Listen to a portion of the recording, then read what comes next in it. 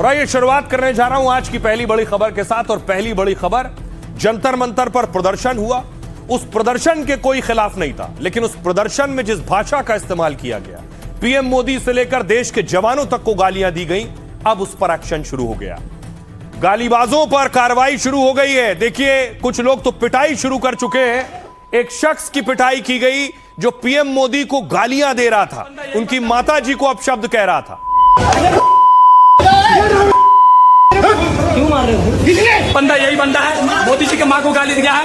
इधर देख, देखो ये मोदी जी की माँ को गाली दी।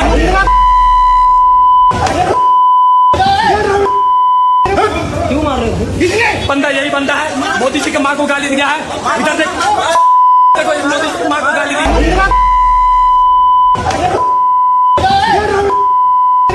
क्यों मार रहे ये तस्वीर आप देख रहे हैं, सिर्फ एक तस्वीर है। वो लोग जो प्रदर्शन के दौरान अभद्र भाषा का इस्तेमाल कर रहे थे, गालियां दे रहे थे, वीडियो बना रहे थे, रील बना रहे थे, उनके खिलाफ ये गुस्सा निकला है सड़क पर। मोदी जी के माँ को गाली दिया है। इधर देख, देखो ये मोदी जी की माँ को गाली दी।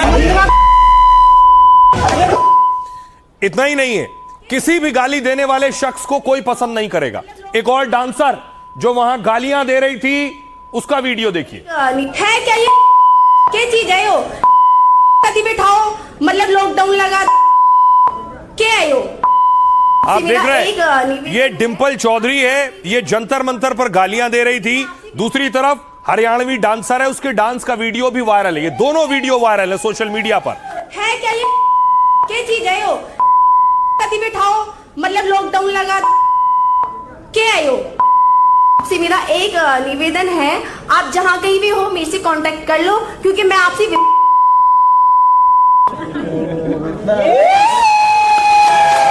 है क्या ये चीज आपने सुना हरियाणवी डांसर को, अब वो माफी मांग रही। अब जब एक्शन की बात हुई कि एक्शन हो सकता है, कार्रवाई हो सकती है, तो देखिए माफी का वीडियो। माननीय प्राइम मिनिस्टर जी नरेंद्र मोदी जी, मैं आपसे हाथ जोड़कर माफ़ी मांगती हूँ। मैं आपसे क्षमा चाहती हूँ।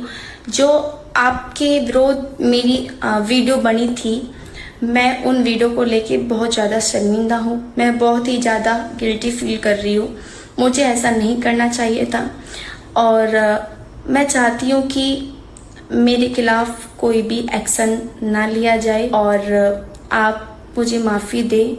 आगे से फ्यूचर में, वर्तमान में, फ्यूचर में कभी भी मैं ऐसी कोई वीडियो नहीं बनाऊंगी, कभी भी ऐसा कोई कदम नहीं उठाऊंगी जो गलत हो।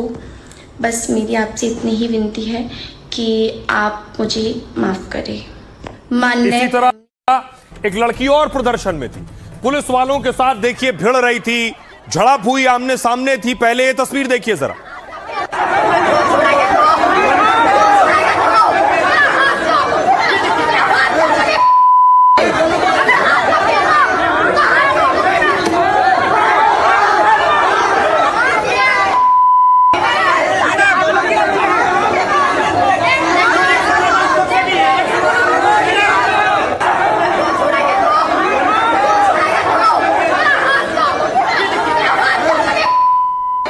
ये आपने तेवर देखे, इन तेवरों के बाद अगली तस्वीर देखिए जरा।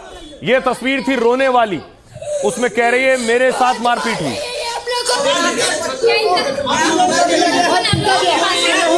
बहुत मारेंगे हमको, बहुत मार रही है ये हम लोग को, बिना फालतू का पूरा हाथ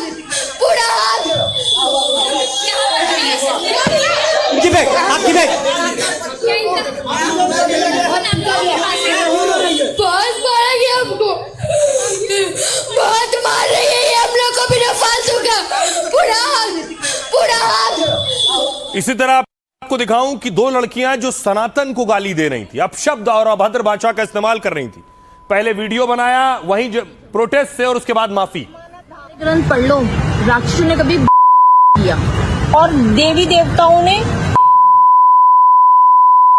देखो ये जमाना है जमाना था। सो गाइज, इतनी रात में ये वीडियो बनाने का ये मतलब है कि जो भी हमने अप्रोप्रिएट वर्ड यूज नहीं किए हैं उसके लिए हम सॉरी बोलते हैं, हमसे गलती हो गई, हम क्षमा मांगते हैं। अगर आपकी भावना को ठेस पहुंची है तो हम वैसे सनातनी धर्म से है, तो जय श्री राम, जय श्री राम, जय श्री राम।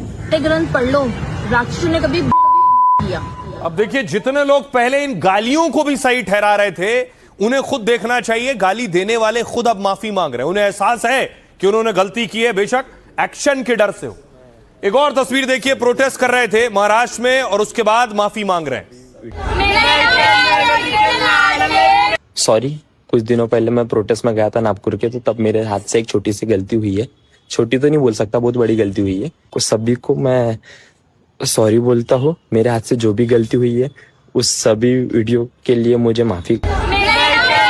अब देखिए, आपको मिलवाऊं 3 सैनी दोस्तों से जो प्रदर्शन में गए थे और अब हाथ जोड़कर पीएम मोदी से माफी मांग रहे हैं।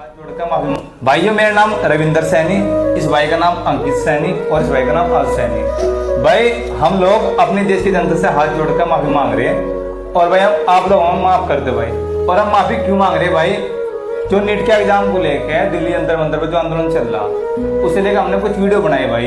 हमें पता है वीडियो हमारे से गलत बन की गलत वीडियो है हमें, क्योंकि ऐसी वीडियो बनाना देश के लिए सही नहीं है भाई। क्योंकि हमने पैदा हो गलती कर दी, लेकिन मोदी सरकार इस देश के लिए गलत नहीं कर सकती कभी भी। हमारे को तो अपना घर नहीं संभालना और मोदी सरकार तो पूरा देश संभाल ली भाई। तो हम अपनी जनता से बार बार कह रहे हैं, हमने आपकी भावनाओं को ठेस पहुंचाई वीडियो बनाकर, आप लोग हमें माफ करती हो। और भाई, आप लोगों से हमारी एक आखिरी बात यह है, हम लगातार अपने देश की जनता को 4 साल तक सत्ते हुए आ रहे हैं और आज के बाद हम अपने अकाउंट पर कोई वीडियो नहीं डालने लगे, क्योंकि हम अपना अकाउंट बंद कर देंगे। और हमारी आपसे एक विनती हो रहा है आखिरी में बार बार कि आप लोग हमें माफ जरूर कर दो भाई। भाइयों, मेरा नाम रविंदर सैनी। अब देखिए, ये सारा एक्शन का डर उन पर है जिन्होंने गलत किया है। जिसने गलत नहीं किया उसे डर नहीं है। एक और युवक देखिए जो प्रोटेस्ट में अभद्र भाषा का इस्तेमाल कर रहा था, अब माफी मांग रहा है। पूरे देश पुलिस आर्मी तुम्हारी। मेरा नाम वेबू है। कल मेरे से एक बहुत बड़ी गलती हुई थी जिसमें मैंने इंडियन आर्मी को गाली दे दी थी और बीजेपी को गाली दे दी थी। मैं पूरे देश के इंडियन आर्मी से हाथ जोड़ के माफी मांगता हूँ। मेरे को अपनी बात का गिल्ट है, मेरे को अपनी बात से बहुत ज्यादा गिल्ट है कि मैंने इंडियन आर्मी को गाली दे दी, मैंने बीजेपी को गाली दी। मैं बीजेपी के सारे कार्यकर्ताओं से हाथ जोड़ के माफी मांगता हूँ जिनको मेरी बातों का बुरा लगा है। मैं पूरे देशवासियों से माफी मांगता हूँ जिनको मेरी बातों का बुरा लगा है। तो मैंने वीडियो शूट करी, वही बड़ी बहुत गंदी बात है, मतलब गलत बात है, वो नहीं करनी चाहिए थी। मेरे को इंडियन आर्मी का नाम भी नहीं लेना चाहिए था। मेरे को अपनी बात का बहुत ज्यादा गिल्ट है। आई एम सॉरी, हाथ जोड़ के उनसे माफी मांगता हूँ। अब देखिए, कोई भी इंसान ये कैसे सोच सकता है आप किसी मंच पर किसी के खिलाफ गालियां निकालेंगे, आप शब्द कहेंगे और आप ऐसे ही बचकर चले जाएंगे। अब देखिए कौन कौन रडार पर है। रुचिका सिंह, नोएडा की रुचिका सिंह ने प्रधानमंत्री पर आपत्तिजनक टिप्पणी की थी। यह तस्वीर सबसे ज्यादा वायरल है, यह वीडियो सबसे ज्यादा वायरल है। जंतर मंतर पर प्रदर्शन के दौरान रुचिका का बयान सोशल मीडिया पर वायरल हो गया। इसके बाद अब रुचिका के खिलाफ एफआईआर दर्ज की गई। घटना के बाद से रुचिका का परिवार फरार है। लड़की नोएडा की रहने वाली है और उसके खिलाफ 0 एफआईआर भी ग्रेटर नोएडा में दर्ज कराई गई। अंदर से उठ जाओ भाई, उठ जाओ प्लीज, हम भीख मांग रहे भाई, उठ जाओ, निकल जाओ, नीचे से निकल जाओ और जो वो घुसा हुआ है निकल जाओ उसके बाहर से। अब देखिए एक और तस्वीर सोशल मीडिया इन्फ्लुएंसर श्रद्धा की। श्रद्धा सिंह ने आरएएफ जवानों का मजाक उड़ाया था। जंतर मंतर पर प्रदर्शन के दौरान वीडियो बनाकर सोशल मीडिया पर पोस्ट किया। आरएएफ के बैठे जवानों के ब्लू ड्रेस की तरफ इशारा करते दिख रही हैं और इस वीडियो पर सोशल मीडिया में उसकी काफी आलोचना भी हो रही थी। और इसके बाद से एक वीडियो बनाकर माफी मांगी है। श्रद्धा ने कहा है उसे रेप और हत्या की धमकी दी जा रही है। उसका मकसद आरएएफ जवानों का मजाक उड़ाना नहीं था। मैं आपको एक चीज, मैंने आर्मी वालों के साथ एक वीडियो बनाई थी जिसमें मैंने ये बोला था कि नीला टॉयलेट के लिए, लाल वॉशरूम के लिए, जो कि आई नो बहुत गलत है। बट मैं आपको एक चीज़ क्लियर ये करने आई हूँ कि मैंने उसको 1 घंटे बाद डिलीट कर दिया था और आज ऐसा दिन है कि लोग मेरे साथ साथ मेरी फैमिली को भी गाली दे रहे हैं और आई नो कि मैंने। एक और है नीशू, कंटेंट क्रिएटर नीशू ने भी पीएम के खिलाफ अभद्र भाषा का इस्तेमाल किया। नीशू का बयान सोशल मीडिया पर तेजी से वायरल हुआ। इसके बाद दावा है कि उसके मकान मालिक ने उसे घर खाली करने को कहा। इंटरनेट पर उसको लेकर लोगों की अलग अलग प्रतिक्रिया भी आ रही हैं। तो गाइस आप देख सकते हो ये वो का खाना है। अगर किसी को एंजॉय करना हो तो यहाँ पर आ सकते हैं, समोसा खा सकते हैं। प्लीज एंजॉय दिस,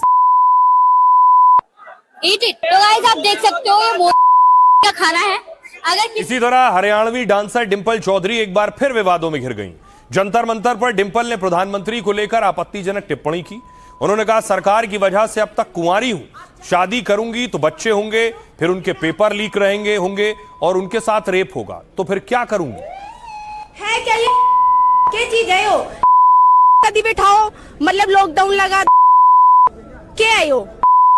से मेरा एक निवेदन है। इस बयान पर विवाद के बाद डिंपल ने वीडियो जारी कर माफी मांगी। नए वीडियो में कहा, मैं पीएम से हाथ जोड़कर माफी मांगती हूं, मैं अपने बयान के लिए शर्मिंदा हूं, मेरे खिलाफ कोई कार्रवाई न की जाए। वीडियो माननीय प्राइम मिनिस्टर जी नरेंद्र मोदी जी, मैं आपसे हाथ जोड़कर माफी मांगती हूँ, मैं आपसे क्षमा चाहती हूँ। जो आपके विरोध मेरी वीडियो बनी थी, मैं उन वीडियो को लेके बहुत ज्यादा शर्मिंदा। वहीं मेटा इंडिया के हेड अरुण श्रीनिवास के खिलाफ भी एफआईआर दर्ज की गई है। हैदराबाद साइबर क्राइम पुलिस ने एफआईआर दर्ज कराई है। पीएम मोदी के एआई मॉब्ड वीडियो को लेकर शिकायत की गई। श्रीनिवास को 2 मामलों में सह आरोपी भी बनाया गया है। आइए सुनिए जरा, जो माफी मांग रहे हैं उनका माफीनामा देखिए। मैंने आर्मी वालों के साथ एक वीडियो बनाई थी जिसमें मैंने ये बोला था कि नीला टॉयलेट के लिए, लाल वॉशरूम के लिए, जो कि आई नो बहुत गलत है। बट मैं आपको एक चीज क्लियर ये करने आई हूँ कि मैंने उसको 1 घंटे बाद डिलीट कर दिया था। फर्स्ट ऑफ ऑल मैं आर्मी वालों से माफी मांगना चाहती हूँ, और मैं ये किसी के दबाव में आके या किसी का कमेंट पढ़ के या मुझे किसी ने बोला है इसलिए मैं आई हूँ, नहीं, मुझे खुद से एहसास हुआ है, इसलिए मैंने ये सोचा भी नहीं था ये जितना ज्यादा सर्कुलेट होगा। माननीय प्राइम मिनिस्टर जी नरेंद्र मोदी जी, मैं आपसे हाथ जोड़कर माफी मांगती हूँ, मैं आपसे क्षमा चाहती हूँ। जो आपके विरोध मेरी वीडियो बनी थी, मैं उन वीडियो को लेके बहुत ज्यादा शर्मिंदा हूँ, मैं बहुत ही ज्यादा गिल्टी फील कर रही हूँ मेरे खिलाफ। अब देखिए जरा, इस मामले में एफआईआर भी दर्ज हो गई है और एफआईआर दर्ज हुई है तो पुलिस कार्रवाई भी होगी। ये जिस लड़की को देख रहे हैं आप, ये वीडियो सबसे ज्यादा वायरल था, सबसे अभद्र भाषा का इस्तेमाल कर रही थी, गालियां दे रही थी। नोएडा की रुचिका सिंह के खिलाफ 0 एफआईआर दर्ज हुई। सुप्रीम कोर्ट में वकील स्मृति सिंह चंदेल ने शिकायत दर्ज कराई। जंतर मंतर पर अभद्र और आपत्तिजनक टिप्पणी पर एफआईआर कराई गई है। बीएनएस की धारा 352, 353(1), 356(1) में केस दर्ज हुआ है। किसी का जानबूझकर अपमान करना बीएनएस की धारा 352 है, जिससे झगड़ा या शांति भंग होने की आशंका है। इसमें 2 साल तक की जेल है, जुर्माना या दोनों हो सकते हैं। बीएनएस की धारा 353(1), झूठी या भड़काऊ बात फैलाना जिससे कानून व्यवस्था बिगड़ने या अशांति फैलने का खतरा हो, इसमें 3 साल तक की जेल, जुर्माना या दोनों हो सकते हैं। छवि खराब करने के लिए मानहानि वाला बयान देना या प्रकाशित करना बीएनएस की धारा 356(1), इसमें 2 साल तक की जेल, जुर्माना या दोनों हो सकते हैं। आपत्तिजनक कंटेंट पर दिल्ली पुलिस भी एक्शन में है। दिल्ली पुलिस ने पीएम और संवैधानिक पदाधिकारियों के खिलाफ सोशल मीडिया पर आपत्तिजनक कंटेंट को लेकर एफआईआर दर्ज की है। पुलिस ने सोशल मीडिया प्लेटफॉर्म को पत्र लिखा है, ऐसे कंटेंट को हटाने और उसे पोस्ट करने वाले यूजर्स की जानकारी देने को कहा है। पुलिस के मुताबिक ऐसे पोस्ट से पीएम की प्रतिष्ठा और छवि को नुकसान पहुंच सकता है। इससे कानून व्यवस्था और राजनीतिक माहौल प्रभावित होने की आशंका है। जांच एजेंसियां ऐसे सोशल मीडिया पोस्ट और वीडियो की पड़ताल कर रही हैं। दूसरी तरफ सीजेपी के प्रवक्ता सौरभ दास कह रहे हैं, रुचिका सिंह पर एफआईआर को गैर कानूनी बताया है। उन्होंने कहा, अगर ऐसी भाषा का इस्तेमाल किया गया है जो अपमानजनक है तो संबंधित व्यक्ति उस व्यक्ति के खिलाफ मानहानि का केस कर सकता है। प्रदर्शनकारियों के खिलाफ क्रिमिनल कानूनी कार्रवाई का इस्तेमाल निंदनीय है। किसी को भी सिर्फ आपत्तिजनक भाषा के लिए सजा नहीं दी जानी चाहिए। सुनिए जरा, अब इस पर क्या कुछ कह रहे हैं सियासतदान। ऐसे करके आप क्रिमिनल मशीनरी यूज करोगे, उनको पुलिस के थ्रू टारगेटिंग करोगे, हैरासमेंट करोगे, वो बिल्कुल सही बात नहीं है। इस देश में गाली देना कब से क्रिमिनल ऑफेंस बन चुका है, मतलब कि रोज चलते फिरते लोग यहाँ पे गाली देते। मेरा फिर से अपील है सरकार से एंड उनके जो पुलिस मशीनरी है उनसे कि आप युवाओं को हैरास करना बंद करिए, युवाओं को इस तरीके से टारगेट करना बंद करिए। अपने घर की बेटियों को, अपने घर के बेटों को हम वही कहते हैं जो कैमरा पे कह रहे हैं, और अगर इससे आपको आपत्ति है तो आप करिए, आपको करना, फिर देखते आप कहाँ पहुँचते हैं। क्योंकि हमारे लिए जो वर्क किया है हमने वही किया है। हो सकता है किसी और के लिए कुछ वर्क किया है, हम किसी और के एक्सपीरियंसेस को आपसे शेयर नहीं कर सकते। छात्र तो अपना प्रोटेस्ट, शांतिपूर्ण प्रोटेस्ट चल रहा था उनका, अपने मुद्दों को लेके चल रहा था, लेकिन जो अवांछनीय तत्व इसमें शामिल हुए, छात्र कभी भी ऐसा नहीं कर सकते। अवांछनीय तत्वों ने ऐसा किया है और उनकी पूरी रिसर्च, पूरी जांच होनी चाहिए। कल एक बच्ची के खिलाफ भी FIR करी है नोएडा पुलिस ने। दबाने की कोशिश हो रही है, लेकिन एक बात समझ लें कि इन्हें जितना दबाएंगे उतना तेजी के साथ बाउंस बैक करेंगे। गलतफहमी ये दूर कर लें कि ये दब जाएंगे, ये उतनी तेजी के साथ बाउंस बैक करेंगे। आपने जवाब दी, अनशन मिटा डाला, क्या जवाब दी? सभी केसेस पीछे लेंगे। आज क्या हो रहा है, अभी भी घरों घरों में जाके लड़कियों को घर में जाकर उनका कॉलेज का आइडेंटिटी कार्ड, उसका आधार कार्ड लेकर पुलिस जा रही है। फिर दोबारा कुछ गड़बड़ होगी, फिर इससे क्यों ऐसे कर रहे हो? जबान दी ना। एक तो आपकी ख्याति है, मतलब आप उसके लिए बहुत फेमस हो कि जबान देके पलट जाना। और आइए अब आपको दिखाऊं एक और लड़की जिसने इसी तरह का वीडियो बनाया और जवानों का अपमान किया, उसे धमकियां मिलनी शुरू हो गई। पीछे रैपिड एक्शन फोर्स के जवान बैठे हुए थे। काला है नए लाइम फ्रेश की खुशबू में। वाह, नीला टॉयलेट के लिए और लाल बाथरूम के लिए। पेश है काला है नए लाइम फ्रेश की खुशबू में। वाह, नीला। भाई आपको बताऊं, ये लड़की जो है ये कह रही मुझे अब धमकियां दी जा रही हैं, जो RAF के जवानों का, सेना की वर्दी का अपमान कर रही थी। श्रद्धा सिंह ने जंतर मंतर पर रैपिड एक्शन फोर्स के जवानों का वीडियो बनाया। वीडियो अपलोड होते ही इसका विरोध भी शुरू हो गया। दरअसल श्रद्धा ने वीडियो में रैपिड एक्शन फोर्स के जवानों का मजाक बनाया। उसने कहा जवान ब्लू ड्रेस में थे और उन्होंने खुद, श्रद्धा ने लाल ड्रेस पहनी थी। तभी उनके दिमाग में एक विज्ञापन का ख्याल आया और उन्होंने ये रील बना ली। श्रद्धा का आरोप है उन्हें रेप और जान से मारने की धमकी मिल रही है। उन्होंने किसी का मजाक बनाने के इरादे से वीडियो नहीं बनाया। इसके बाद एक वीडियो जारी कर श्रद्धा ने माफी मांगी है। साथ ही पुराना वीडियो अपने अकाउंट से डिलीट कर दिया है। श्रद्धा ने कहा वो किसी दबाव में वीडियो डिलीट नहीं कर रही हैं। वीडियो पोस्ट करने के बाद ही गलती का उन्हें एहसास हो गया था। सुनिए जरा श्रद्धा क्या कह रही है। मेरे को अभी रेप थ्रेट्स और मारने की धमकी सब कुछ दे रहे हैं और लोग यहाँ पे मुझे ढूंढ भी रहे हैं कि उसका एड्रेस मिल जाए तो हम उसको मार देंगे। ये कर कुछ ऐसे मैंने उनके गलत के लिए नहीं बनाया था, मैंने जस्ट बनाया और उसके बाद जब मैं घर आई उसको अपलोड की तो मुझे लगा कि मैंने गलत किया है, मुझे डिलीट कर देना चाहिए, तो डिलीट कर दिया था। बट लोगों ने, मीम पेज वालों ने उसको सर्कुलेट करना स्टार्ट किया और उन्होंने उस पे लिखा कि इन्होंने आर्मी को गाली दी है, इन्होंने बहुत गंदे गंदे वर्ड्स बोले हैं, ये वो, जबकि मैंने ऐसा कुछ भी नहीं किया था। मैंने कोई इतने लोगों ने देखा, यहाँ देखिए जरा, अभिनव का ये पेज है, उसके पेज में देखिए सारे वीडियो के व्यूज कितने हैं। इसके व्यूज हैं 166 मिलियन। 166 मिलियन लोगों ने उसके इस वीडियो को देखा है। बाकी वीडियो को देखिए 15 मिलियन, 11 मिलियन, 7 मिलियन, 5 मिलियन, नीचे कुछ और दूसरे वीडियोस हैं वो भी मिलियन में, लेकिन 166 मिलियन जाने वाला इकलौता ये वीडियो है जिसने अभिनव को स्टार बना दिया है। सुनिए जरा अभिनव स्टार बनने के बाद क्या कह रहे हैं।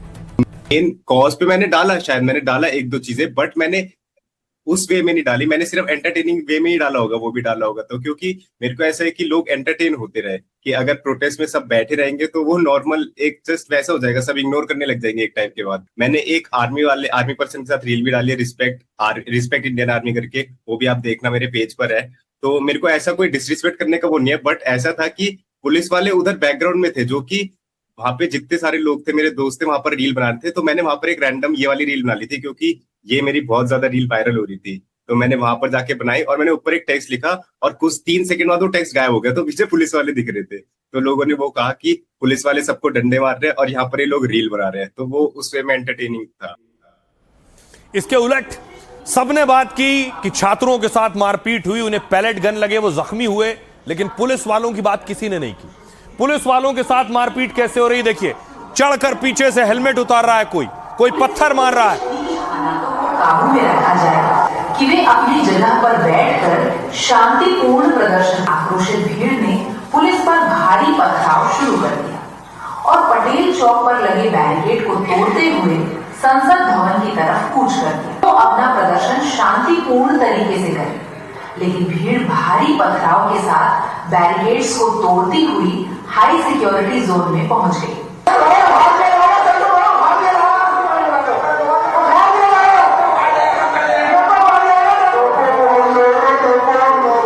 ऐसे में पुलिस द्वारा अत्यंत संयम बरतने के बावजूद और अब देखिए इसके बाद उनके परिवार, पुलिस वालों के परिवार, क्योंकि उनकी कोई बात नहीं कर रहा था, तो आज पुलिस वालों के परिवार सामने आए। किसी ने अपने पति को जख्मी देखा, किसी ने अपने पिता को जख्मी देखा। नमस्ते। रात को 10 बजे के करीब पापा के कलीग्स उन्हें घर लेके आए और उनकी यूनिफॉर्म पूरी खून से लाल थी। हमारे लिए बहुत पेनफुल था। उनके सर पे 4 टाके आए हुए थे जो कि छोटी मोटी चोट नहीं थी। वो रात हमारे लिए बहुत मुश्किल थी। और जब मैंने सोशल मीडिया खोल के देखा तो सोशल मीडिया पे मेरे ही पापा को क्रिमिनल बता रहे थे। अब सवाल ये है कि हमारी संवेदनाएं छात्रों के साथ हैं, पुलिस वालों के साथ, उनके परिवारों के साथ क्यों नहीं? उनके बारे में हमारा ख्याल क्यों नहीं आता? वो जख्मी हुए उनके बारे में हम बात क्यों नहीं करते? घायल पुलिस वालों की बेटी कुंजल ने बताया कि 20 जुलाई को रात 10 बजे मेरे पिताजी को उनके साथी घर लेकर आए। उनकी वर्दी खून से लथपथ थी। हिंसक भीड़ ने उन्हें घसीटा, जंतर मंतर मंच के पास पीट पीट कर मारने की कोशिश की थी। ये करीब 4 घंटे तक आरएमएल अस्पताल में बेहोश रहे, फिर भी सोशल मीडिया पर उन्हें ही क्रिमिनल बताया गया। घायल पुलिस वाले की बेटी गुंजन ने गंभीर आरोप लगाए। मेरे पिता जंतर मंतर पर बैरिकेड के पास तैनात थे। वो अक्सर कहते थे कि ये अब सिर्फ छात्रों का प्रदर्शन नहीं रहा, इसमें असामाजिक तत्व भी शामिल हो गए हैं। सोचिए एक बेटी पर क्या गुजर रही होगी, अपने पिता को खून से लथपथ देखा। घायल एएसआई की पत्नी सीमा ने आरोप लगाया कि पुलिस पर पत्थर फेंके गए। 20 जुलाई शाम 7 बजे उन्होंने पति को कॉल किया तो वो हॉस्पिटल में इलाज करा रहे थे। भीड़ में मौजूद शरारती तत्वों ने पत्थर और हथियारों से हमला किया। घायल एएसआई के बेटे लक्ष्य सिंह बिष्ट ने भी ऐसा ही आरोप लगाया। लक्ष्य ने कहा उसके पिता एएसआई हैं, बहादुरी के लिए 4 सम्मान मिल चुके हैं। मेरे दादाजी भी बीएसएफ में थे, 1971 की जंग लड़ चुके हैं। जंतर मंतर प्रदर्शन में पिता फ्रंटलाइन पर तैनात थे। उनके साथी से पता चला कि उनके सिर पर गंभीर चोट लगी। पिता को देखा तो उन्हें 4 टाके लगे थे। पिता ने बताया कि प्रदर्शन में सिर्फ छात्र नहीं थे बल्कि हिंसक और उपद्रवी लोग भी शामिल थे। आंकड़ों के मुताबिक 20 जुलाई को 250 से अधिक पुलिसकर्मी घायल हुए थे। इस दौरान 110 से अधिक बैरिकेड क्षतिग्रस्त हुए, 300 से अधिक बॉडी प्रोटेक्टर और 350 से ज्यादा हेलमेट क्षतिग्रस्त हुए, 50 से अधिक शील्ड और 20 से अधिक लाउडस्पीकर तोड़ दिए गए, 10 hand metal detector, 1 X ray baggage scanner भी बर्बाद हो गया, 25 से अधिक सरकारी गाड़ियां भी तोड़ दी गईं। घटना के दौरान सार्वजनिक संपत्ति को नुकसान पहुंचाने का भी दावा किया गया।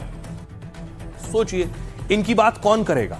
इनके साथ मारपीट करने वालों पर कार्रवाई आखिर क्यों नहीं होनी चाहिए? सुनिए जरा पिता क्या कुछ कह रहे हैं, परिवार क्या कुछ कह रहा है।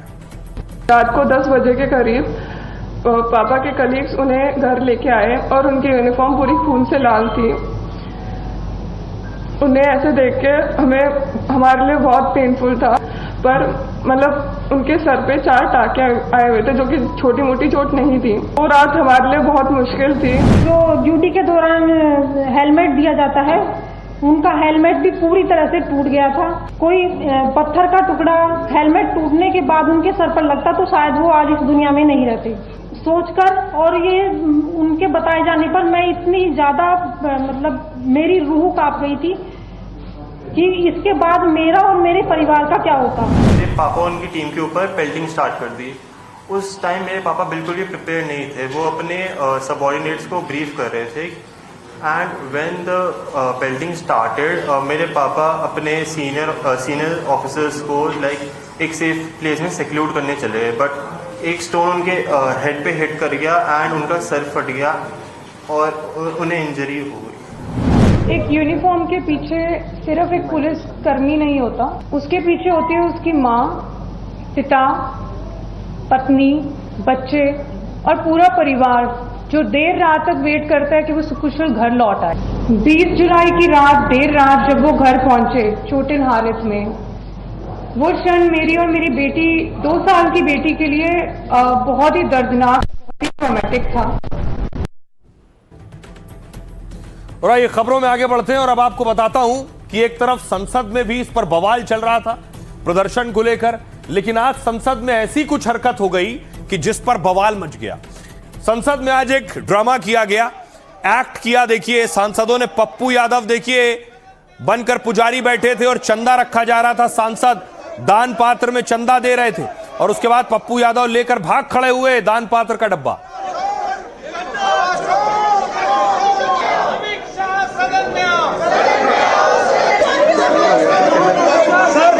सर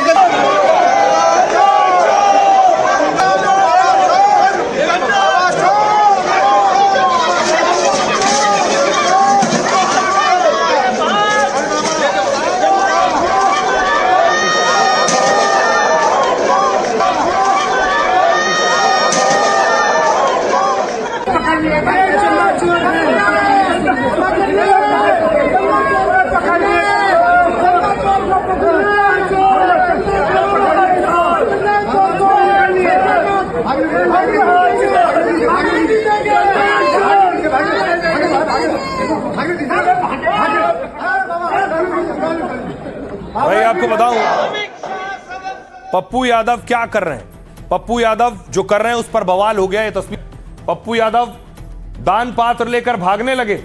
ये देखिए भागने की कोशिश कर रहे हैं, दान पात्र गिर गया है, सांसदों ने घेर रखा है, जो भी दान मिला था वो लेकर भागे हैं और सांसदों ने पकड़ा है। पप्पू कह रहे हैं मैंने जो किया वो सभी चंदा चोरों के खिलाफ प्रतीक है। आस्था से खिलवाड़ हुआ है, फिर भी बड़ी मछली को बचाया जा रहा है।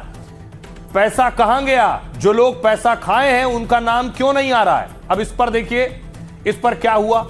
इस पर ओम बिरला स्पीकर साहब ने कहा संसद भवन और संसद परिसर की मर्यादा बनी रहनी चाहिए।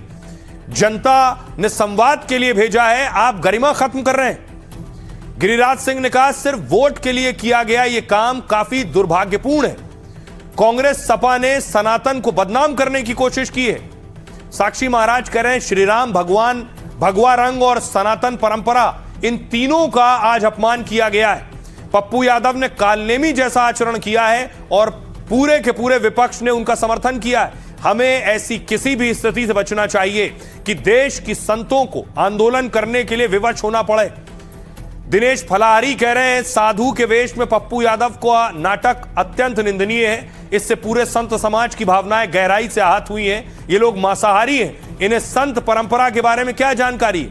चंदा चोरी का जो स्वांग रच रहे हैं उसे लेकर संतों में आक्रोश है। ऐसे लोगों की संसद सदस्यता रद्द होनी चाहिए। स्वामी जितेंद्रानंद सरस्वती ने कहा चंदा चोरों की सजा अदालत तय करेगी, लेकिन इसकी आड़ में संतों को लांछित नहीं किया जा सकता। संत समिति किसी की भी ऐसी हरकत को बर्दाश्त नहीं करेगी। सुनिए क्या कुछ कह रहे हैं सियासतदान और साधु संत। पूरे देश के रियल साधु संत जो बलात्कारी नहीं है, दुराचारी नहीं है, व्यभिचारी नहीं है, पर्ची नहीं निकालते हैं, वो सभी शंकराचार्य साधु मंदिर के आस्था को बचाना चाहते हैं। और जो लोग चोरी किए हैं उनको क्यों बचा रही है सरकार? कहां गया चंदा? कहां गया मथुरा का चंदा? कहां गया पूरा देश के मंदिरों का चंदा? राम मंदिर के नाम पर सनातन को अपमानित करने का जिस ढंग से दिखाया कि पप्पू यादव साधु बन गए हैं और चोरी कर रहे हैं, ये देश का साधु संत, देश का सनातन इसे बर्दाश्त करेगा? कुछ मान्य सदस्य तो वेश बदल बदल कर संसद में जिस तरीके से पहनकर आते हैं, मेरी उन मान्य सदस्यों को चेतावनी है, संसद भवन और संसद परिसर की पवित्रता बनी रहनी चाहिए। प्रभु राम जी के जो पैसे हैं उनको चोरी करेंगे, चढ़ावे में चोरी करेंगे, चंदा में चोरी करेंगे, गुप्तदान में चोरी करेंगे, सीसीटीवी फुटेज में चोरी करेंगे, तो ये तो जो लोगों के बीच ले जाना है। इनके कालनेमी के स्वरूप को देख रहा है, हम कड़ी से कड़ी इसकी निंदा करते हैं और माननीय लोकसभा अध्यक्ष से हम निवेदन करना चाहते हैं कि लोकसभा की गरिमा बनाए रखने के लिए इन लोगों के खिलाफ कड़ी कार्रवाई होनी चाहिए। जो चोरी हुई है चढ़ावे की, चंदे की, दान की, इस चोरी पर सदन में चर्चा हो। पूरा देश चाहता है इस चीज को, सदन में चर्चा हो, सरकार भी अपना पक्ष रखे, विपक्ष भी अपना पक्ष रखे, और हम लोगों का, विपक्ष के लोगों का भी अपना मानना है कि इस पर चर्चा किए बिना हम लोग। अब देखिए चंदा चोरी पर बवाल हो रहा था, कॉकरोच पार्टी ने एक प्रदर्शन किया, अब यही कॉकरोच पार्टी पाकिस्तान पहुंच गई।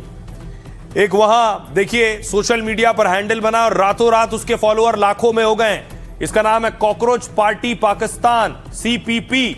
1,12,000 फॉलोअर हो गए हैं और तेजी से इसके फॉलोअर बढ़ रहे हैं। तो आपको बताऊं पाक में कॉकरोच पार्टी का खौफ कैसे बढ़ रहा है। पाकिस्तान की सियासत में हड़कंप मचा है, दहशत में है पाकिस्तान में लोग, क्योंकि भारत के बाद अब पाकिस्तान में कॉकरोच पार्टी बन गई। यह भी युवाओं का ही आंदोलन है और इसे हाल ही में लॉन्च किया गया है। यह मंच कॉकरोच पार्टी पाकिस्तान यानी CPP नाम से बना है। वजूद में आते ही इसने सोशल मीडिया पर अलग पहचान बना ली। इसके इंस्टाग्राम पेज पर 1,12,000 से ज्यादा फॉलोअर जुड़ गए। इंस्टाग्राम के अनुसार CPP का यह अकाउंट कई महीने पहले बनाया गया और इसे कनाडा से चलाया जा रहा है और इसी महीने वेरीफाई किया गया। जानकारी के मुताबिक इस पहल की शुरुआत सलमान तरार ने की है। पाकिस्तान के रहने वाले सलमान तरार रहते हैं न्यूयॉर्क में, उन्होंने पढ़ाई की है। सीपीपी का दावा है कि इसका मकसद पारदर्शी राजनीति को बढ़ावा देना है। सीपीपी ने पारदर्शी शासन और लोकतांत्रिक बदलाव की मांग शुरू की है। पाकिस्तान की सरकार में भी इसका खौफ दिखाई देने लगा है। गृह मंत्री मोहसिन नकवी ने अपनी ही सरकार को अलर्ट दे दिया है और कहा है कि सिस्टम ठीक नहीं हुआ तो कॉकरोच सब कुछ बदल सकते हैं। उन्होंने कहा कि अगर वो एक हो जाएंगे तो सब कुछ पलट सकता है। तो आइए खबरों में आगे बढ़ते हैं। एक और बवाल पड़ोसी मुल्क में शुरू हो गया है कांवड़ यात्रा से। नेपाल में कांवड़ पर कोहराम मचा हुआ है, जगह जगह आगजनी हो रही है। यह तस्वीर देखिए सर, एक मॉल है जिसे उपद्रवियों ने फूंक डाला है और दावा किया जा रहा है, ये मॉल आप देख रहे हैं एबी मॉल, दावा किया जा रहा है कांवड़ यात्रा के दौरान ये उपद्रव शुरू हुआ और दो पक्षों में विवाद बढ़ा और बढ़ते बढ़ते देखिए नेपाल के सिराहा की तस्वीर आप देख रहे हैं।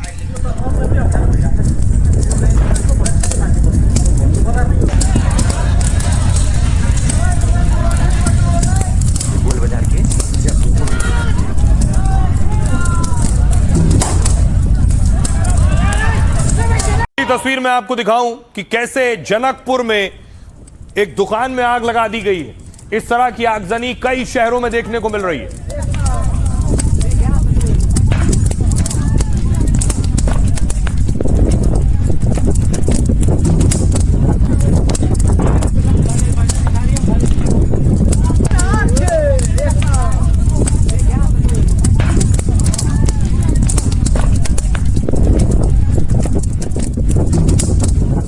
न सिर्फ दुकानें जलाई जा रही हैं, देखिए एक घर है, उस घर में उपद्रवी पहुंच गए हैं। घर पर देखिए लाठियां फेंक रहे हैं, पत्थर फेंक रहे हैं, घर को घेर लिया है चारों तरफ से।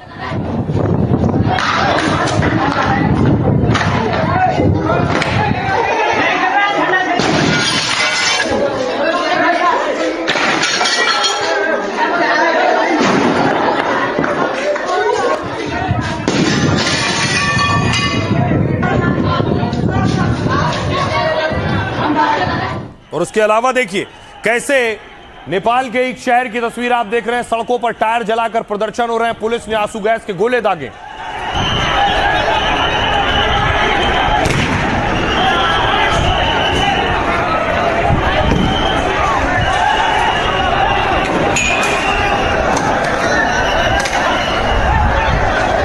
बताया जा रहा है कि कांवड़ यात्रा में डीजे बजाने से शुरू हुआ था यह बवाल। डीजे से शुरू होकर उसने हिंसा और दंगे का रूप ले लिया।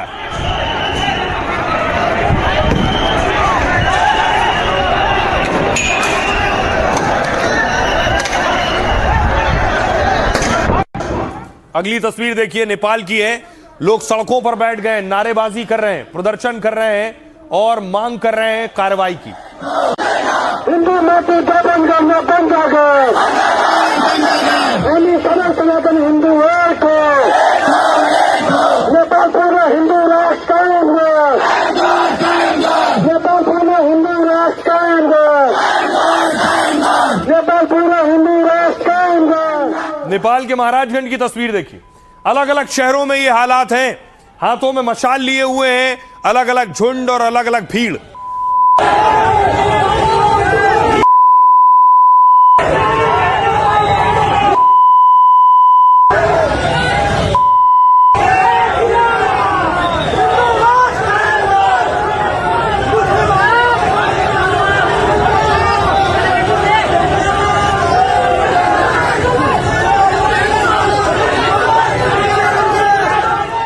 अब देखिए एक महिला का घर जलाया है, घर में आग लगाई, वो महिला रो रही है, बिलख रही है, बीच में बैठी हुई है खेत में अपने।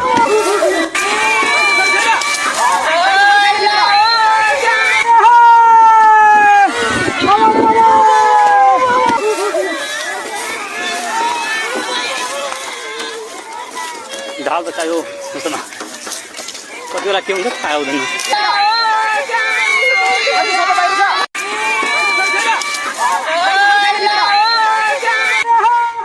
काठमांडू की तस्वीर मैं आपको दिखाऊं, नेपाल की राजधानी काठमांडू में भी प्रदर्शन हो रहा है। लोग निकले हैं बैनर पोस्टर के साथ। चोर हो,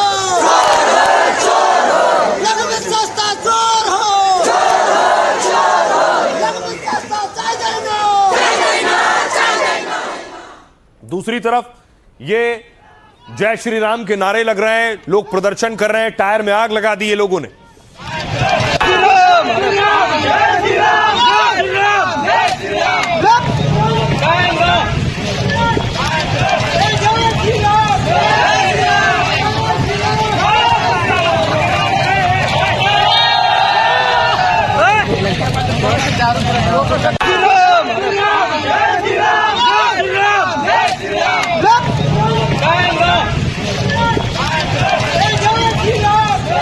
भैया आपको बताऊं नेपाल के कौन कौन से शहरों में आग है। सोचिए कांवड़ यात्रा में डीजे को लेकर इतना बड़ा बवाल हो गया।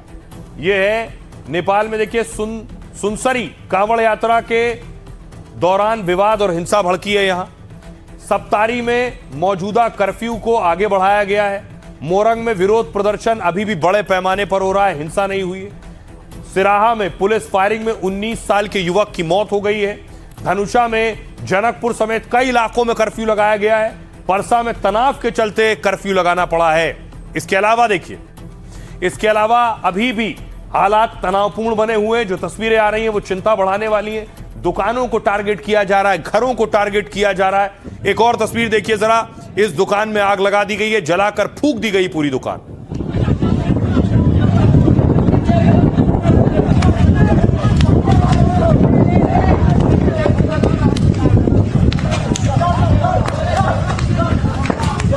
पुलिस ने देखिए हालात को देखते हुए कर्फ्यू लगा दिया है। बाकायदा सर्च ऑपरेशन हो रहा है। चारों तरफ पुलिस कोशिश कर रही है कि तनाव को कम किया जाए, हिंसा को कम किया जाए।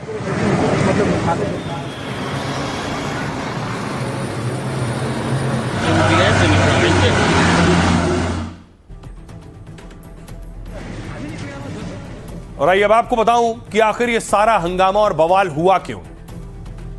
नेपाल के कोशी प्रांत में यह पूरा बवाल उस वक्त शुरू हुआ जब धार्मिक आयोजन के दौरान दो समुदाय भिड़ गए। सुनसरी जिले में दावे के मुताबिक कांवड़िये दरअसल जा रहे थे।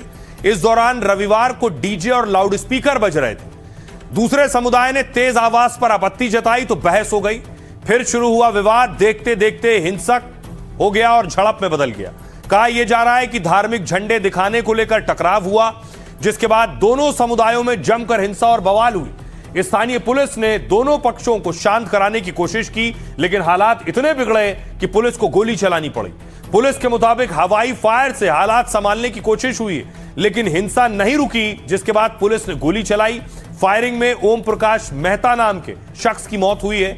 गोली लगने से एक घायल जयप्रकाश मेहता की मौत हो गई, जिसके बाद हिंसा की आंच नेपाल के दूसरे जिलों तक पहुंच गई है। कई जगह प्रदर्शन हुए, तोड़फोड़ की गई, आग लगा दी गई। सिराहा जिले में पुलिस फायरिंग में गणेश यादव की मौत हो गई है। बढ़ते बवाल को देखते हुए नेपाल के कई इलाकों में कर्फ्यू लगाना पड़ा है। 3 की मौत पर विपक्ष ने सरकार पर लापरवाही का आरोप लगाया है, क्योंकि पीएम बालेन शाह ने चौथे दिन सुरक्षा बलों के प्रमुख से चर्चा की। पीएम ने राष्ट्रीय सुरक्षा परिषद की बैठक भी 5वें दिन बुलाई है। हालांकि पीएम और विपक्ष ने शांति बनाए रखने की अपील की है। गृह मंत्री ने पीड़ित परिवारों से मिलकर 10-10 लाख रुपए देने को कहा है। आइए अब मैं आपको दिखाऊं कि कैसे जो गृह मंत्री हैं वो अस्पताल पहुंचे। गृह मंत्री ने 10-10 लाख के मुआवजे की मांग की है। गृह मंत्री अस्पताल पहुंचे घायलों का हाल जानने की यह तस्वीर है, अस्पताल में घायलों से मिलते हुए।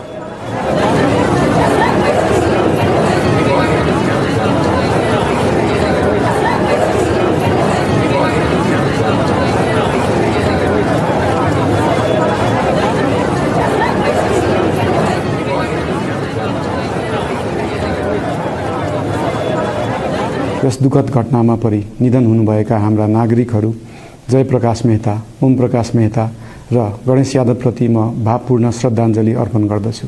शोक सन्तप्त परिवारजनहरूमा नेपाल सरकारका तर्फबाट गहिरो संवेदना व्यक्त गर्दछु। घटनामा परि घाइते हुनुभएका सम्पूर्ण नागरिकहरूको शीघ्र स्वास्थ्य लाभको कामना गर्दछु।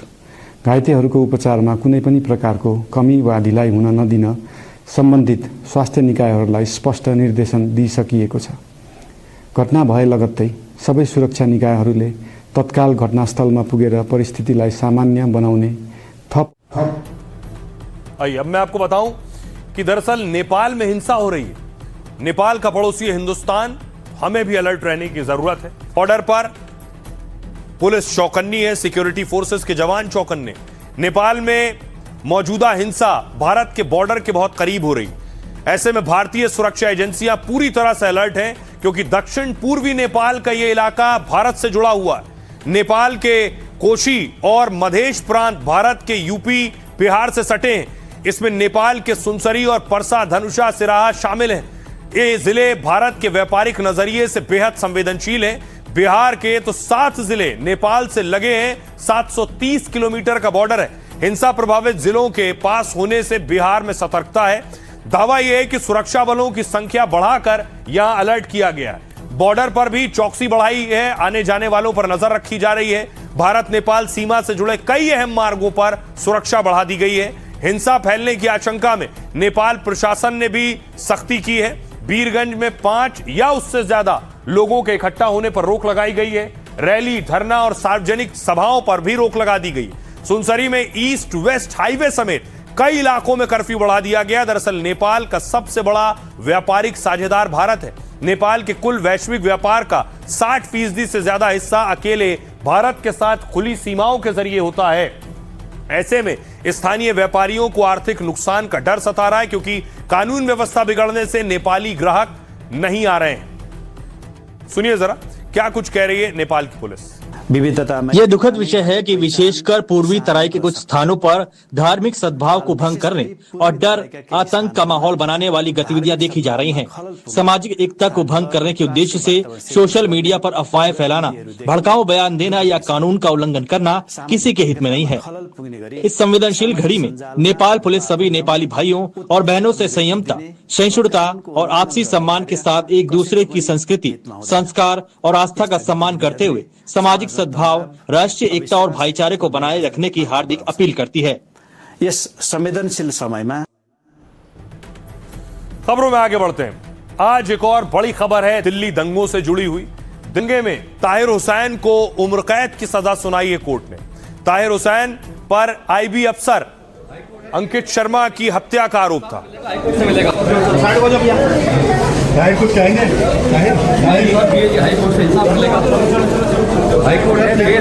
है, इंसाफ मिलेगा, हाईकोर्ट से मिलेगा। हाईकोर्ट नहीं है, इंसाफ मिलेगा, हाईकोर्ट से मिलेगा। तो ताहिर कह रहा है वो इस सजा के खिलाफ हाईकोर्ट जाएगा। अब देखिए कोर्ट में क्या हुआ। दिल्ली की कड़कड़डूमा कोर्ट ने फैसला सुनाया है। उसमें ताहिर समेत 5 दोषियों को उम्र कैद की सजा सुनाई। इसमें ताहिर हुसैन, नाजिम, काशिम, अनस और जावेद हैं। कोर्ट ने इन्हें हत्या, अपहरण, दंगे का दोषी ठहराया है। ये 2020 के दिल्ली दंगों में आईबी अधिकारी की हत्या के दोषी। 25 फरवरी को अंकित शर्मा की बेरहमी से हत्या की गई थी। फैसला सुनाते हुए कोर्ट ने कहा यह बेहद गंभीर वारदात थी। आईबी अधिकारी की हत्या ने समाज को झकझोर दिया है।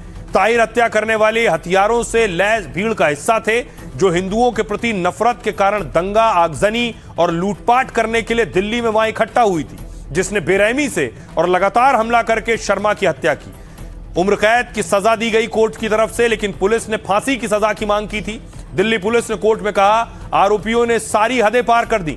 अंकित की मौत होने के बाद भी उन पर हमला जारी रखा गया। यह बेहद क्रूर और सुनियोजित हत्या थी, इसलिए फांसी की सजा हो। हालांकि ताहिर हुसैन के वकील ने फांसी की मांग का विरोध किया और दलील दी कि हर हत्या केस में मौत की सजा नहीं दे सकते। किसी भी दोषी की अलग अलग भूमिका साफ नहीं बताई गई है, इसलिए मामला रेयरेस्ट ऑफ रेयर की श्रेणी में नहीं आता है। उम्र कैद की सजा पर ताहिर ने कहा हाईकोर्ट इंसाफ करेगा, लेकिन दिल्ली के मंत्री कपिल मिश्रा ने हाईकोर्ट से फांसी की उम्मीद की है। कहा यह न्याय की शुरुआत है, आशा है सजा फांसी में बदलेगी। सुनिए क्या कह रही है दिल्ली पुलिस और सियासतदान। उम्र कैद की सजा हुई है। 5 लाख रुपए का कोर्ट ने फाइन किया उन पर। जो आईबी के ऑफिसर का जो मर्डर हुआ था उसमें दोषी पाया गया, उन पर भी 20-20 हजार रुपए की सजा, उनको पेनल्टी लगी है और उम्र कैद की सजा हुई है। इसके साथ में एक पूरी जो लंबी प्रक्रिया थी, न्यायिक प्रक्रिया थी, उसमें आज हमने एक सफलता हासिल की है। एक संतुष्टि भरा मेरे लिए पल है ये अभी न्याय की केवल शुरुआत है, क्योंकि जिस प्रकार से अंकित शर्मा जी की हत्या हुई थी, मरने के बाद भी उनके शव को लगातार चाकुओं से गोदा गया था और बाद में नाले में फेंक दिया गया था। ये निश्चित तौर पर rarest of the rare category का क्राइम है और मैं ये आशा करता हूं कि उच्च न्यायालय में जब ये मामला जाएगा तो इस सजा को उम्र कैद से बदलकर फांसी की सजा में जरूर बदला जाएगा। ठीक है, जो कोर्ट का फैसला आया इसको हाई कोर्ट के अंदर वो चैलेंज करेंगे। उनको यकीन है कि वो जो हाई कोर्ट है वो सुनवाई करेगी पूरी तरह से, और जो न्याय होगा न्याय करेगी उनके साथ में। कोर्ट का फैसला है, सबको मानना पड़ेगा, उनको भी हमको पूरे देश भर को मानना पड़ेगा, उसमें क्या। जिन लोगों ने दिल्ली में दंगों को बढ़ाने का काम किया, अरविंद केजरीवाल जी और उनके नेताओं ने ताहिर हुसैन को प्रश्रय दिया अपनी सांप्रदायिक राजनीति को आगे चलाने के लिए, उन लोगों के लिए आज शर्मिंदगी का दिन है। उन्हें आंख झुकाकर दिल्ली की और देश की जनता से माफी मांगनी चाहिए। जैसे ही इस तरह का आरोप ताहिर हुसैन पे लगा, आम आदमी पार्टी ने उसको तुरंत एक्सपेल किया, पार्टी से निकाल दिया। और आइए खबरों में आगे बढ़ते हैं। आज की एक और बड़ी खबर है, कैसे एक देश में 49,000 लोगों ने घुसपैठ कर दी। मोरक्को से स्पेन में घुसे हजारों घुसपैठिए, तस्वीर देखिए जरा, कूद कूद कर पहुंचे हैं। ये तस्वीर देखिए, कटीली तारें लगी हैं घुसपैठ के लिए, देखिए छलांग लगा दिए। देख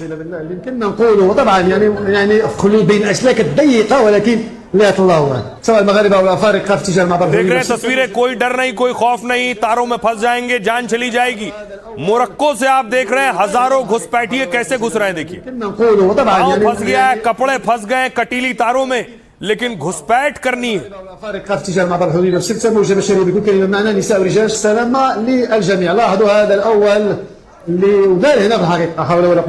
तो सिर्फ कटीली तारों से नहीं, ये देखिए समंदर में पानी में तैर कर भी घुसपैठ हो रही है।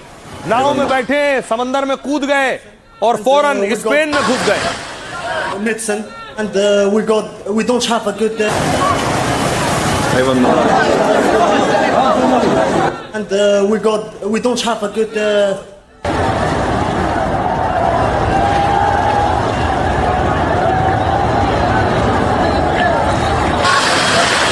medicine and we don't have a good कटीली तारे समंदर, और जो बचे देखिए वो ट्रक से, सड़क के रास्ते, कोई रास्ता बचा नहीं है।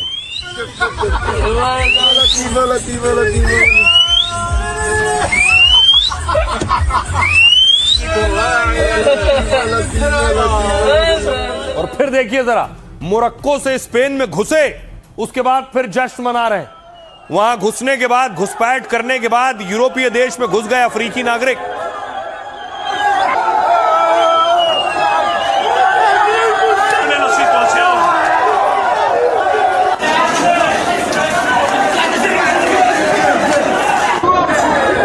और फिर देखिए न सिर्फ जश्न, फिर उपद्रव मचाना शुरू किया। स्पेन की सड़कों पर लाठी डंडे फेंकने लगे, खंबे उखाड़ने लगे, गाड़ियों में तोड़फोड़ करने लगे, दुकानों पर हमला करने लगे।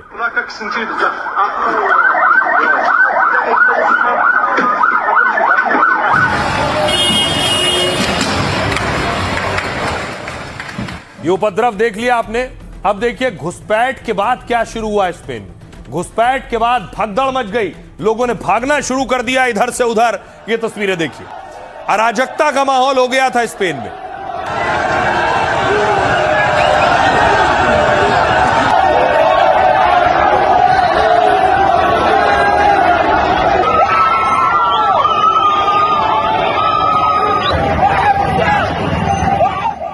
अब देखिए जरा स्पेन में जो तमाशा हो रहा है, ये बवाल, ये आखिर क्यों हो रहा है, ये आप देख रहे हैं।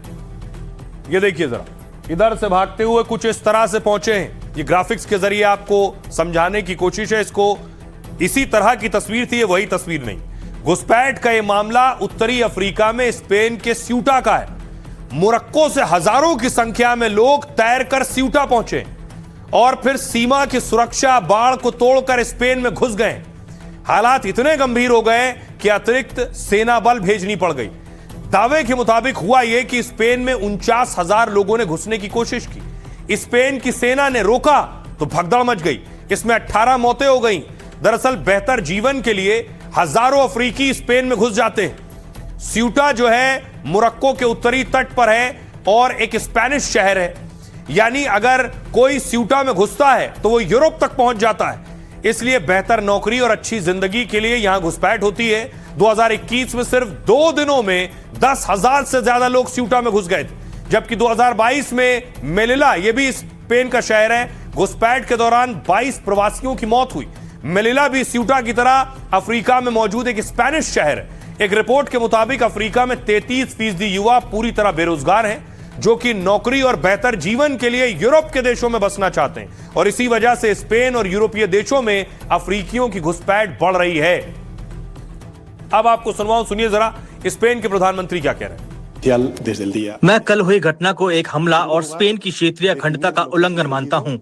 स्यूटा एक स्पेनिश शहर है और कल जो हुआ वह पूरी तरह से निंदा की योग्य है। हम इस घटना की कड़ी से कड़ी निंदा करते हैं और स्पेन के शहर स्यूटा की क्षेत्रीय अखंडता पर इस हमले और उल्लंघन को पूरी तरह से अस्वीकार्य और निंदनीय मानते हैं। हम यहाँ आने वाले लोगों की संख्या की बात कर रहे हैं जो महत्वपूर्ण है, लेकिन हमें मोरक्को और स्पेन के बीच सीमा पर इस संकट के कारण गई इंसानी जानों पर भी दुख जताना चाहिए। इसलिए हम खास तौर पर उन माफियाओं की कड़ी निंदा करते हैं जो लोगों की तस्करी करते हैं। और आइए अब आपको दिखाऊं कि स्यूटा और मेलिला पर विवाद क्या है, आखिर कैसे स्पेन में कोई घुस सकता है, वो आपको बताने की कोशिश। ये आप देख रहे हैं नक्शा, कहां है स्पेन, ये आप देखिए जरा, ये ऊपर जो आप देख रहे हैं ये है यूरोप, यूरोप में ये स्पेन आप देख रहे हैं, स्पेन। और अब देखिए नीचे का हिस्सा जो है ये मोरक्को है, मोरक्को में आता है स्यूटा, और ये है मेलिला। ये है तो मोरक्को में, लेकिन इस पर स्पेन का कब्जा है, स्पेन ही इसका मालिक है। तो मोरक्को से लोग यहां से यहां पहुंच गए। अब मैं आपको बताऊं कि आखिर इस बवाल की शुरुआत हुई कैसे, कैसे ये इतना बड़ा बवाल हो गया। तो देखिए दरअसल हुआ ये कि ये तस्वीरें देख रहे हैं कैसे लोग यहां तक पहुंचे हैं। स्यूटा और मेलिला दोनों अफ्रीका के तट पर बसे शहर हैं। यहां यूरोपीय ईसाई और उत्तरी अफ्रीकी मूल के मुस्लिम रहते हैं। स्यूटा की जनसंख्या 85,000, मेलिला में 88,000 आबादी है। मेलिला से स्यूटा करीब 400 किलोमीटर की दूरी पर मौजूद है। इन दोनों शहरों की जमीनी सीमा पूरी तरह से मोरक्को से जुड़ती है। मोरक्को को साल 1956 में स्पेन से आजादी मिली थी। हालांकि तब स्पेन ने स्यूटा मेलिला को आजाद नहीं किया था। स्यूटा रणनीतिक तौर पर भी स्पेन के लिए काफी जरूरी है। यहां से भूमध्य सागर, अटलांटिक महासागर में जहाजों पर नजर रख सकते हैं। स्यूटा के ज्यादातर लोग स्पेन के साथ ही रहना चाहते हैं। हालांकि दूसरी तरफ मोरक्को इन दोनों शहरों को अपना क्षेत्र बताता है। कहना है कि यह शहर अफ्रीका महाद्वीप में है और मोरक्को का हिस्सा है, जबकि स्पेन कहता है कि स्यूटो पर उसका कब्जा 350 साल से, तब मोरक्को भी नहीं बना था। 1668 में पुर्तगाल ने इसे स्पेन को दे दिया। फिलहाल ये दोनों शहर स्पेन के पास हैं और यूरोपीय संघ का हिस्सा है। इसी वजह से इन शहरों को यूरोप का अफ्रीकी दरवाजा कहा जाता है। प्रवासियों को रोकने के लिए 6 से 8 मीटर दोहरी ऊंची बाड़ कैमरे लगे हैं। हालांकि अवैध प्रवासी यहां घुसने के लिए पानी का रास्ता चुनते हैं, क्योंकि हाल ही में स्पेन की एक कोर्ट ने घुसपैठ पर फैसला सुनाया, जिसमें कहा गया कि जो अवैध प्रवासी समंदर के जरिए स्पेन में आता है उन्हें बिना कानूनी प्रक्रिया पूरी किए हुए तुरंत मोरक्को नहीं भेजा जाएगा। बस यही वजह है कि लोग पानी में कूद कूद कर पहुंचने लगे। इससे अफ्रीकी लोगों को लगा कि वो तैर कर अगर स्यूटो या स्पेन के शहर में घुस जाएंगे तो उन्हें कानूनी तौर पर यूरोप में शरण मिल जाएगी। इसलिए इस बार हजारों की संख्या में लोगों ने तैर कर स्पेन में घुसने की कोशिश की है। आइए खबरों में आगे बढ़ते हैं। आज की एक और खबर है, अफसोसनाक और दर्दनाक खबर। सृष्टि की मौत या हत्या या आत्महत्या। सवाल यह है, सृष्टि कौन है मैं आपको बताऊं। सृष्टि की कुछ वक्त पहले ही शादी हुई थी। अब शादी के कुछ वक्त बाद ही सृष्टि ने आत्महत्या कर ली। सृष्टि ने आत्महत्या करने से पहले देखिए वीडियो बनाया है और वो बता रही है वो क्यों आत्महत्या कर रही है। शादी के बाद हुआ, शादी के बाद हुआ मनोज अजीब सा हो गया। 6 महीने से सह रही हूँ, अब और सही नहीं। अब देखिए सृष्टि ने इस वीडियो बनाने के बाद आत्महत्या कर ली। देहरादून में शिक्षिका सृष्टि कंडारी की मौत के बाद बवाल मचा। सृष्टि ने आत्महत्या करने से पहले वीडियो पोस्ट कर मां को कहा, 6 महीने से सब कुछ सह रही हूं, अब और नहीं सहा जाता मां। इन लोगों की सोच कभी नहीं बदल सकती, ये मुझे मनहूस बोलते हैं। सॉरी मां, मैं यहां से जा रही हूं, बहुत अजीब सा लग रहा है। सृष्टि के परिवार ने ससुराल वालों पर हत्या का आरोप लगाया। आरोप है कि सृष्टि को मानसिक और शारीरिक रूप से प्रताड़ित किया गया और अंधविश्वास की वजह से उसे लंबे वक्त तक परेशान किया गया। दरअसल सृष्टि की पिछले साल नवंबर 2025 में शादी हुई। इसके बाद उनके ससुर को हार्ट अटैक आया, बाद में कैंसर का पता चला। इस दौरान एक पंडित ने सृष्टि की ग्रह दिशा को लेकर टिप्पणी की। इसके बाद से ससुराल वाले सृष्टि को मनहूस कहकर बुलाने लगे। सृष्टि के परिवार ने आरोप लगाया कि हर छोटी बात पर उसे सुनाया जाता है। यह कहा जाता है कि जब से वो शादी करके आई है तब से अब शकुन हो रहा है। लगातार तानों की वजह से वो डिप्रेशन में चली गई। उसका कहना है परिवार वालों का, मुझे लगा दीदी अगले महीने राखी बांधने आएंगी, लेकिन वो रही नहीं। फिलहाल पुलिस ने मामले में केस दर्ज कर जांच शुरू कर दी है। सृष्टि के पति उत्तराखंड सचिवालय में निजी सचिव के पद पर तैनात हैं। पुलिस जल्द उनसे और उनके परिवार वालों से पूछताछ कर सकती है। पुलिस एक्शन ले रही। इस मामले में कड़ी सजा भी मिलनी चाहिए और एक्शन भी होना चाहिए जो एक नजीर बने, कम से कम ऐसे ससुराल वालों के लिए भी। फिलहाल आज के लिए इतना ही। अपना और अपनों का बहुत बहुत ख्याल रखिए। रुक रहे हैं एक छोटे से ब्रेक के लिए।